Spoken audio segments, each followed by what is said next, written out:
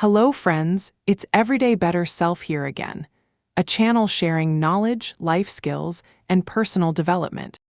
We hope that the knowledge distilled from great books and the accumulated experience of Everyday Better Self will bring you many useful insights and inspiration in life.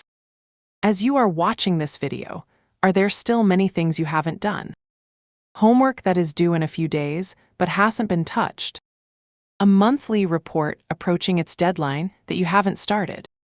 Are your electricity and water about to be cut off because you haven't paid the bills? Or perhaps there's a book you resolved to read last month, but you haven't turned a single page this month. At the beginning of the year, you set a series of enthusiastic goals, but now that the year is almost over, many remain unfulfilled. Often, we know clearly that there are important tasks to do, yet we prefer to choose tasks that aren't urgent or are highly entertaining to do first. For example, scrolling through Facebook, playing games, or binge-watching TV series. Then, without realizing it, hours pass, and the day ends with nothing achieved. Only when the deadline is breathing down our necks do we finally get to work, even staying up late to finish on time. And naturally, the results are rarely as good as expected. I am sure that many of us have experienced this situation in life. That is procrastination. Procrastination is not a disease, but it is harder to cure than a disease. A survey study showed that up to 25% of office workers waste time simply because of procrastination. Worryingly, almost all of us think we fall into that 25%. Why do we procrastinate so much?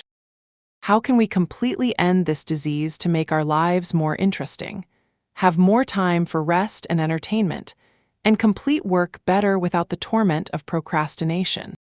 Today, Everyday Better Self will combine two books, The Willpower Instinct and The End of Procrastination, to share with you how to uproot the habit of procrastination. Procrastination is the habit of delaying important tasks. When we procrastinate, we often feel an impulse to divert our attention to non-urgent, entertaining things. But did you know? The root cause that makes us lose control and indulge in distractions comes from our own innate genes. Our brains love doing things that bring instant gratification. When faced with two choices, act rationally and do important work to achieve a large benefit later. Have fun immediately. Our brain will choose option number 2. This is because the second option offers a chance for instant joy. At this moment, our brain releases dopamine, and dopamine stimulates us to continue enjoying the immediate pleasure. Since ancient times, our ancestors lived primarily to hunt, find food, fight, and run to survive. As long as they were full right now, they were happy. They didn't need to care about the future. Throughout human evolution, this gene for seeking instant pleasure has persisted, turning modern humans into slaves to dopamine. In today's world, there are too many distractions appearing everywhere, stimulating us and making it even harder to resist. Théodule Armand-Ribat, a French psychologist, has a famous quote worth reflecting on. The goal of life for the vast majority of us is to expend as little mental effort as possible. In the book Switch, How to Change Things When Change is Hard, it states that two parts always exist in our brain. The elephant represents emotions. The rider represents reason. Normally, the rider controls the elephant.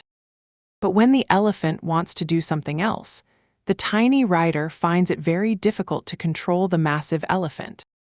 Imagine telling yourself you are determined to wake up early to finish work near a deadline. But when the morning alarm rings, your reason and emotions wrestle.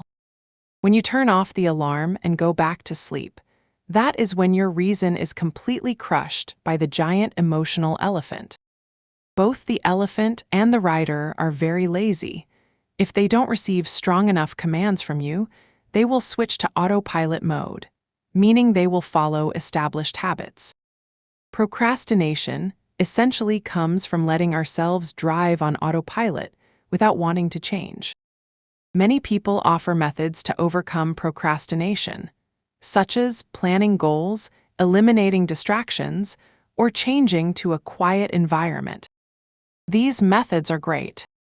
However, most of us only aim to take action to solve immediate procrastination. In the long run, it is hard to persist because perhaps you haven't truly understood how to control the emotional elephant and direct the rational rider within you. To completely eliminate procrastination, you must treat the root of the problem. The root here must be addressed from three aspects: awareness, emotion, and action. 1. Awareness, using the UPDEM model. First, if you cannot recognize your state of procrastination, it will be very difficult to control the rider, reason, within you. The author of the Willpower Instinct offers a great method, the UPDEM model, to clearly perceive your own procrastination. A. Activating event, the event happening. B. Beliefs, your perception of that event. C. Consequences, the result. D. Disputing irrational beliefs, re-evaluating. B. Changing your perception. E. Effect, the improvement. Example: A. You have a report due in 3 days. B. You think, today is only the first day, so doing it tomorrow is fine. C. The result is you only have 1 day left to do it, so your report isn't good. Normally, the enemy of procrastination will make you stop at C. You might feel incredibly sad and blame yourself, or you might find ways to comfort yourself. I only had 1 day, at least I tried my best. However, self-blame only makes you lose confidence, and making excuses creates a hazard that forms bad habits, the habit of blaming others and refusing to change to break through. You must force yourself to move to D. Disputing. Re-evaluating here doesn't mean looking at a and saying this is too hard or this is too boring, I must do something else. It means looking back at examining your perception. Ask yourself, why did I leave it until Monday to do it?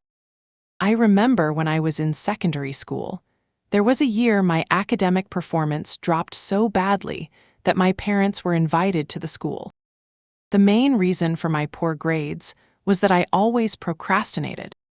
After school, I would play first and study later. I would only drag my books out to study right before bed. Sometimes I couldn't finish in time, so the next morning I would go to class and copy my friend's work. Meanwhile, my younger sister was only in 4th grade. When she came home from school, friends would come to the door calling her to play jump rope or also many tempting games. Yet, she insisted on finishing her homework before going out to play. I asked her, "Why are you so well-behaved and studious?" Unexpectedly, she replied, "No, I don't love studying. This is just my duty. I have to finish it so I can feel comfortable playing." That's right. Why don't we finish first so we can fully enjoy the moment of relaxation? Thinking back, the actions of my sister of 4th grader perfectly satisfied this UPDEM model. If a 4th grader can think and act like that, why can't you and I? 2. Emotion, controlling the elephant. Don't let the emotional elephant crush you. Become the rider. Ultimately, procrastination falls into 3 cases. Case 1, fear of failure, perfectionism. You worry about not doing well, so you keep delaying action. Or you tell yourself you need to prepare perfectly before acting. For example, joining a singing contest or public speaking. In reality, your anxiety comes from perfectionism. Perfectionism here isn't the pursuit of excellence, it's caring too much about what others think of you. You want to maintain a perfect image in everyone's eyes, so you fear failure and hesitate. But I must tell you a truth, in this world, not many people are paying attention to you. Only you care about your performance and your face. There is a great saying, done is better than perfect. Start working and finish it first. That is much better than being a perfectionist. The truth is, the more you want perfection, the worse the result often is. Therefore, we must control the anxiety and fear of failure, and act immediately. Case 2, the task is too hard, you procrastinate because the nature of the work is too difficult for your ability, or it consumes too much time and effort, making it hard to start immediately, e.g., creating content. Facing a challenging task, our emotion is often anxiety, leading to stress. It's not that we don't want to do it, but we feel we can't. But as they say, all roads lead to Rome. There are many ways to achieve success and solve a problem. It just depends on whether you want to or not. Perhaps the most important thing to help you conquer the obstacle of anxiety is motivation. When you procrastinate on hard tasks, it's because you lack enough motivation. Think about the meaning the task has for you first, then you can start acting. Have you noticed that when you procrastinate until the very last minute and can no longer refuse the work, you still finish it? Perhaps you won't find it as hard as you thought. So, give yourself more motivation and start immediately. Case 3, lack of interest, boredom, you procrastinate because the job doesn't attract you. For example, you know reading is beneficial but won't do it. You know you are overweight but haven't got a gym membership. Facing this type of procrastination, our emotion is usually indifference and boredom, leading to laziness. As mentioned above, dopamine can be scary as it lures our brains into seeking instant pleasure. On the other hand, it is also incredibly lovely if you know how to use it. It can make your life more interesting. For instance, if you don't like reading but love listening to music or sitting in a relaxing coffee shop, combine them. Good music and a nice environment will make your brain release more dopamine. Consequently, finishing the book becomes faster. Combine things that stimulate dopamine with tasks you aren't interested in. You will find that an unpleasant duty might become very interesting.